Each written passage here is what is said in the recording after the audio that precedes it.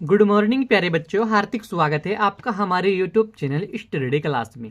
तो बच्चों, आज का टॉपिक आप सभी के लिए बहुत ही वेरी मोस्ट इम्पोर्टेंट होने वाला है। बच्चों, आज का हमारा टॉपिक है कि पर्यावरण संरक्षण के उद्देश्य क्या होते हैं। इस तरीके से यह टॉपिक बच्चों हर साल बोर्ड एग्जाम में 5 नंबर यानी कि 5 नंबर में पूछा जाता है। तो बच्चों, आज के इस छोटे छोटे के माध्यम से हम आपको बहुत ही सिंपल भाषा में समझाएंगे कि पर्यावरण संरक्षण के उद्देश्य क्या होते हैं। तो बच्चों, यह जो टॉपिक है ये सामाजिक विज्ञान का टॉपिक है, हर साल बोर्ड एग्जाम में पूछा जाता है। तो बने रहना वीडियो में लास्ट तक। जो हमारे चैनल पर आप पहली बार आए हो तो हमारे चैनल को सब्सक्राइब करें और बेल आइकन को प्रेस करें, जिससे कि आने वाली नेक्स्ट वीडियो का नोटिफिकेशन आप सभी को मिलता रहे। तो देखिएगा बच्चों, पर्यावरण संरक्षण के उद्देश्य। इसमें सबसे पहला उद्देश्य देखिएगा बच्चों, पर्यावरण एवं मानव के बीच संबंधों की प्रक्रिया में ठीक प्रकार से सुधार लाना।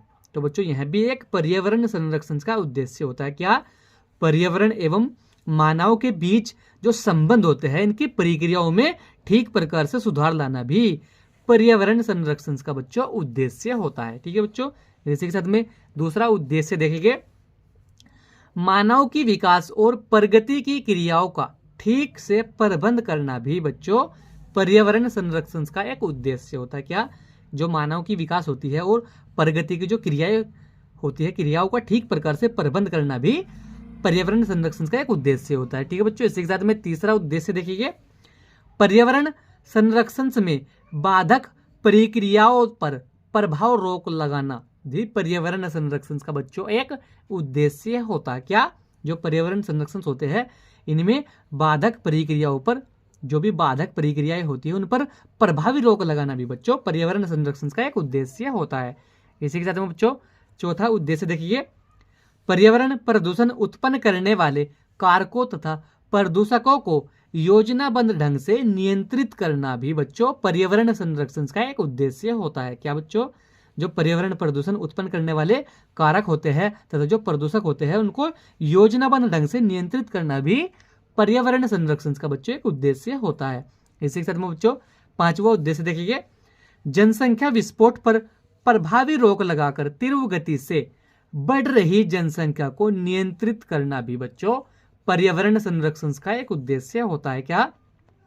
यह बच्चों पांचवा उद्देश्य होता है कि जनसंख्या विस्फोट पर प्रभावी रोक लगाकर तीव्र गति से, यानी कि जो तेज गति से जनसंख्या बढ़ रही जो जनसंख्या उसको नियंत्रित करना भी पर्यावरण संरक्षण का एक उद्देश्य होता है।